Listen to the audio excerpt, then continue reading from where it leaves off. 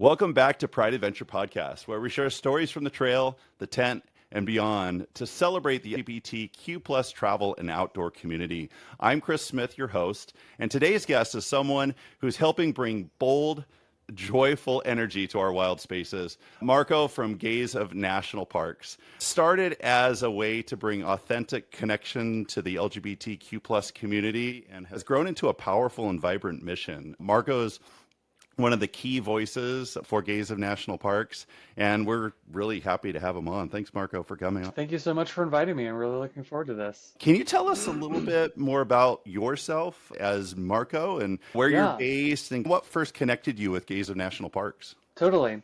So I'm based in the San Francisco Bay Area, and I'm actually a classical musician, which may seem distant from the world of nature, but they do connect. I wasn't super outdoorsy growing up. My parents were immigrants from Croatia, so we spent a lot of time visiting family and brushing up on my Croatian. It was actually a road trip about 10 years ago.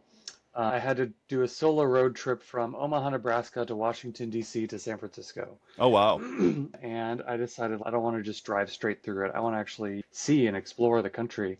So I stopped at several national parks and was just blown away.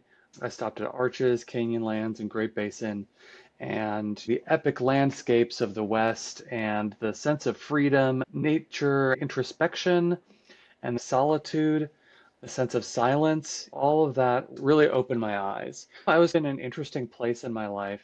A year prior, I was in my mid to late 20s and realizing that a lot of the things I had been doing in my social life, I was living in San Francisco, going out to bars and clubs, which where the gay scene is in all these places. At a certain point, I realized that staying out late, spending all this money on alcohol and the hangovers, I realized that I was doing it because my friends were doing it, and that was what was expected of me. As gays when we were first coming out. And just trying to find your place, and I never had gay friends before I moved to San Francisco or any kind of community. But I realized that it wasn't really my thing. But then if I wasn't following my friends to the clubs and the bars, then where did that leave me? Home and wondering what to do. Exactly. And I knew that wasn't the life I wanted to live. You could tell the people partied a little too hard, and I didn't want that kind of life for me. So on this road trip, it was really life-changing. I felt this sense of peace after all the turbulence of coming out in a very conservative family and the turbulence of 20s. I just felt this sense of peace with myself. I can live a perfectly happy life without that, and that I don't need other people. And so as soon as I got home to San Francisco, I immediately started researching what national parks there were in California, and luckily we are blessed with more than any other state here, 9 of them, and I've been obsessed ever since. I actually tied in with my music, where I started writing symphonic works about the national parks. I've been the artist in residence in 4 national parks so far. I was at my residency in Great Basin, where I first met a guy named Hitesh Talani. He is the one who actually started the Gaze of National Parks account. Instagram account? Yeah, the Instagram account. Started as an Instagram account. We had exchanged messages before, and I invited him out to Great Basin. He visited me, and some other friends from San Francisco were there. He drove back with those friends and was at a juncture in his life, and then decided to move to San Francisco. We've expanded our team a little bit and started putting together trips. The origin story of the account was Hitesh had a very successful career building a dentistry company, getting to his late 30s when he was on a hike with some of his straight friends. They were all comparing au pair notes and talking about school districts. And for anybody who's met Hitesh, he's very gregarious and That's awesome. He's a very bubbly, gregarious, lovely person. He just realized that he didn't really have anything to contribute to this conversation about au pairs and school districts. And I really need to find my people. I think all of us who have had straight friends have had this point where we realize our lives are diverging. And it's really important to have gay community. Some things you can talk about with your straight friends, and there are other things you just can't. Yeah, there's a special connection that we have with each other, and totally, it's throughout the whole community, really. And when you get into niche like-mindedness, let's call it, you find you're into off-roading, or you're into music, or you're into the outdoors, and you just have those connections, and that's really what builds Yeah, and it's nice to have that. So he started this account as a joke. Meet like-minded, outdoorsy, queer people. Just the way he is, he takes life by the horns. Yeah. Started this account, and quickly people started chiming in with their stories about how the national parks have affected them. It almost became like a Humans of New York thing, except gays of national parks. That of a couple of years, and then we planned a trip to Big Bend National Park in conjunction with the eclipse last year, which was incredible. And then on the trip, it was really apparent that there really is an appetite for this kind of thing. There were people who came from all over the country, people from Europe. I remember on my plane home from El Paso, and like for me, planning trips is my thing. Half the fun for me is the planning part. Right. So You and I are in the same boat. on the plane home, I sketched out the broad outlines for 30 different itineraries Wow. of people, of where to take people. So that's And gonna how you be, started, how great the organization, Gays and National Parks, started, yeah, how you got involved. You met and basically became a team and just said, yeah. and I imagine that Hitesh also is actively involved still today as well. Oh, of course. That's awesome. One thing that I noticed is that when I was going into your website on Gays and National Parks, there's an Instagram account. That's really where the real popularity and almost Yeah, virality of it really took off. yeah, And then, of course, we all need to have a website that supports that. And I really enjoy your website because it talks about some very important aspects of the gay world. And one is gay loneliness, but then also one that I wanted to mention before we get to that is that you have a specific page all about collaboration. And I think that's really interesting. You're reaching out to other LGBT organizations like myself or even the straight ally world, trying to get collaborations of people to learn more about the national parks through a queer lens. I thought that was really neat. Where do you think that spirit of the willingness to work together and collaboration comes from yourself or your organization? yeah. Hitesh, his background is in medicine, and he did a lot of public health things. Okay. So I think that public health aspect of getting the word out there. He was a speaker at the Public Lands Alliance. We spoke in front of anybody in the national parks and BLM about gay loneliness. There are certain subsets of the demographics, like younger people and elderly people and LGBT people, that are statistically more likely to experience loneliness.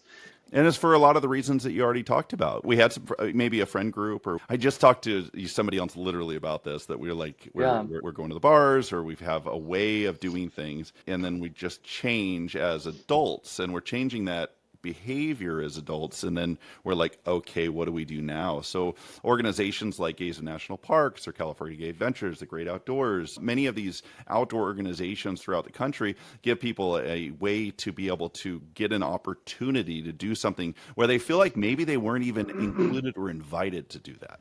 yeah. I think a lot of people felt like outdoorsy things. I think when we were growing up, things like Boy Scouts, they had a hyper masculine thing to it, which for some people is very intimidating. And also, when you're coming out, there's this whole process of unpeeling all of these defense mechanisms that you needed to have in order to survive in a mean, straight world. Yeah, just that we may even have a small friend group. Most people can call their close Sure. friends in one hand. I have a Yeah. few really close friends, and I'm going to call on them and say, let's go camping.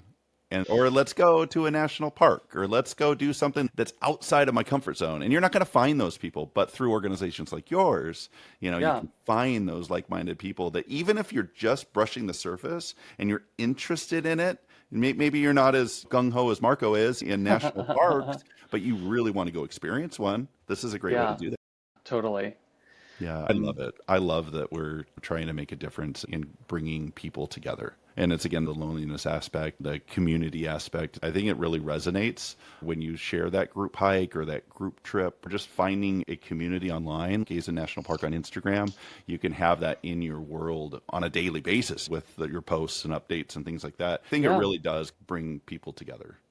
Yeah, and even there are some people who share their story, and I started following them and saw that they were working in Palm Springs. And when I was the artist in residence at Joshua Tree, I was like, hey, are you still in Palm Springs area. And then we started hiking together, and now he's an occasional hiking buddy. Do you have any success stories of people creating relationships or creating new friendships or friend groups and things like that? I know that Oh, we see that. It's just awesome. It actually yeah, gives me the fuzzies when I see that happen. absolutely. We have for each trip a group chat that's to help coordinate logistics. And then, like, every few weeks, there's somebody like, oh, I'm in New York now visiting, and look who I saw. Yeah. So it's Or really those group people chats visiting. continue to bubble up, different Yeah. WhatsApp chats or wherever you do it. Yeah. Yeah, totally. And then we do have, I think, so we've done basically three big trips last year. There is, I think, as far as I know, only a relationship that has sprung forth from that. Yeah, from our Joshua Tree trip. So that's always very exciting. We're in Southern California and Joshua Tree. Talk a little bit about those three trips, and then we can go into what you have for the future. Yeah, of course. So last year there was the Big Bend trip, which started it all. Where Big Bend is and what the idea behind that. If I'm Texas, it is right here on the elbow of Texas, right on the Mexican border, and is right along the Rio Grande and has amazing canyons and mountains. Actually, because it's in the middle of nowhere, it's one of the least visited parks, but it's huge. And really has a lot to offer. Highly recommend it. I think it's one of the best parks in the Southwest and kind of an underrated one. Last year, we also went to Yosemite, which I think is the best national park just in It's my terms of, favorite. It's so hard to get yeah, reservations there, but it's really like one of my favorites. yeah. And then Joshua Tree, which I'm really excited about because we did that last year and we're doing it again this year. I did live and work there, and I think Joshua Tree is an interesting park. In most parks, they built roads and trails to all of the coolest stuff. The Huge Point in infrastructure. Yeah. Yosemite and Angel's Landing. Joshua Tree has a little bit of that, but actually all of the coolest stuff doesn't have any infrastructure, and you just have to know about it. Yeah, eat the boulders. You can just bounce around on the boulders, and there's not like these actual like paved paths Yeah, in between them. and it's this huge maze of boulders, and you can just explore around. But there are these specific places in those boulders that are very difficult to get to if you don't know where you're going. Photos of some of those spots so you can see what to expect. Yeah, when I'm there, I'm pretty much hiking every day Hmm. when I'm in these artisan residencies, and then it's when I go home to San Francisco that I start writing the music. So I was basically hiking and exploring every day, going to some of the most remote and rugged corners of the park. Found a lot of these places that are very difficult to find if you don't know where you're going. When I look at other trips to Joshua Tree, some random guided trip, a lot of times it's the top 10 most popular trails on all trails. Right. And a few of those are good. Some of those, a lot of those trails that are the most highly rated on all trails, it's not necessarily because they're the best trails. I used to be like this, so no shame on any of these people. For the people who just roll into a national park and go up to the ranger's desk and are like, I'm here, what should I do? The safe spots, the easy access spots, the Exactly. spots that emergency vehicles can get to. Those things. Exactly. They're going to send them to a place that they know is very straightforward, that they know that they're not going to have to send out search and rescue because, that they're not going to get lost and die of heat exhaustion. So, Going to Death Valley and then out to the racetrack playa or something like that. Yeah, yeah. that's a So, trek. We just did it, but it's like you don't just send somebody out in a minivan, even though we sit out there. yeah. So it's the rangers send them to the easy stuff, and then that's where they go. And then they go on all trails, and they're like, oh, this is my favorite trail. Somebody It's comes on one of those trips, and Joshua Tree, let's just use that as an example. What do they have to expect? Obviously, hikes, because you mentioned a lot of hikes. Is there meals included? Is there you get the campground? totally. How do your trips work? Totally. So for that trip, we include some meals. We have a very detailed spreadsheet, the packing list, and we also have a Zoom meeting to go over it with everything they need to know, what to pack for food. And that trip, half camping, half Airbnbs. Different trips have different levels of intensity Yeah. and camping. Some parks it makes sense to do a lot of camping, others it doesn't. For this year, we'll have two separate itineraries. One that is half front country camping, like car camping, and half Airbnbs. And then the other itinerary is half Okay. backpacking and half Airbnbs. We visit some of the most iconic spots, but we also go off the beaten path to spots that 99% of people would never find on their own. I do this because I think it's fun. And I'm a composer, I do sculptures, I do a lot of things that are very fulfilling. I have a kind of existential fear of death that means that I want to live the absolutely most fulfilling life as possible. It is very exhausting. If a trip isn't absolutely spectacular, then why bother for me? Right. Like, I don't want to do it if it's not absolutely spectacular. So when's the Joshua Tree trip? Do you have the dates for that? Joshua Tree is our last trip of the year. It Okay. is November 2nd through the 7th, which leads right into Palm Springs Pride. Backing up from that, we're in Maui visiting Haleakala and a few other beaches and state parks in October 11th through the 18th. Backing up from that is Croatia and Montenegro, which I'm Yeah, I very was going to excited ask you if you about. wanted to go into Croatia a little bit. It's going back Yeah, to your roots. exactly. Yeah, my families are immigrants from Croatia. It was my first language. I spent many summers there growing up. Last year, I took my partner, who is also of Croatian descent, a little more far removed than I am. We've gone on a lot of trips together. He initially taught me everything I know about backpacking. He worked in Alaska on trail crews. He's done the John Muir Trail twice. He's Oh, done the wow. Sierra High Route, which is basically parallel to the John Muir Trail, except mostly off trail. He said that was his favorite trip that we've ever been on. It's really cool because what I'm really excited about this trip is the Croatian kind of tourism industrial complex. Tourism is like half of the Croatian economy. It's very geared toward sailing and yachts. My husband and I are going for his birthday in September. We're doing Zagreb because it's cheap to fly into, and then we're going to Dubrovnik. And Yeah. literally, we're doing the literal tourist, exactly what you're talking about, the tourist destination type thing, and then we're jumping over to Athens. I know you're diving in a lot more. Yeah, we're doing a little bit more hiking, which is under the radar because the thing to do is yacht sailing in the beaches during the summer. We are going to tourist destinations like Dubrovnik, Split, and Montenegro, but also doing some amazing hikes. And a national park in Montenegro, the mountains there are on par with any mountains I've seen in the US. The coastal mountains in Croatia are comparable to Big Sur, but I think even prettier. I know as a Californian, I probably shouldn't say that. You have all the islands to look out. I'm super excited about that trip and also just to share the culture and the history with all of these trips. I do a lot of talks. In Joshua Tree, I made a whole pamphlet about the plants and categorizing them into our good Judies and our bitter nemesis. Okay, that's fun. And it's called The Gayest Guide to Plants in Joshua Tree National Park. Is So we do a that lot available? I'm of or in Yosemite, I did a flow chart so you can identify any conifer in the Sierra Nevada. Just an educational component to it. We also do astronomy, identifying constellations. I talk about the arts, the history of conservation, and Croatia. That's something that I'm really forward to as well, just to share. It's such an interesting history of that whole region. The coast was owned by the Italians. It was part of the Austro-Hungarian Empire, and the Ottomans came in. So it's this really It's just interesting melting amazing in those pot. areas, the history. And there's also so many lessons to learn today of who decides when a people become an ethnicity. It's like a lot of really interesting and fundamental questions about the human condition Right. that come up when you look at history. So Yeah. that's another thing that I'm really excited to share. But also, I know a lot about the Balkans, but I'm a little bit more unbiased than maybe some of the locals who are really wrapped up in the nationalism of it all. Will you also guiding you, or are you actually guiding the trip and planning the I'm trip? doing everything. Okay. Transportation and individually booking the buses. Yeah, one thing that we really want to do is have as much as possible, which we're 95%, is that every aspect of it is LGBT. Because if your tour guide isn't LGBT, it's kind of like you have to censor yourself a little bit. Whereas when your tour guide is gay, it's just a slightly different vibe. Yeah, I get the idea behind that. Sure. And it's really difficult to do that 100%. But as much as possible, we try and have everything from the design of the t-shirts that we sell, that everything is just LGBT That's great. You guys have so much contributed. going. You guys have such a good presence. There's a lot of really nice, vibrant images. People are really excited about it because they share what they're doing in the national parks. It's really neat to see the collaborate. If somebody wants to go on one of these trips or get involved with gays in national parks, what would you suggest they do first?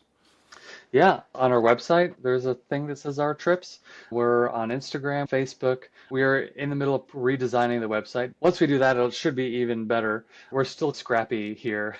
Yeah. So we're redesigning the website, our 4 big trips for this year, links to the sign up page, and you can join us. Yeah, what we'll do is I'll also put the links in this podcast. If you're watching it on YouTube, you can go right into the description and we'll have the links for the website and for the Instagram page. You can check that out. I guess one last question. I think we're at that point. What does the word adventure in Marko terms mean to you? Yeah, this might be a weird response, but one of the first backpacking trips I went on was a turbulent time for me. I wanted something so eventful that the recent past feel like the distant past.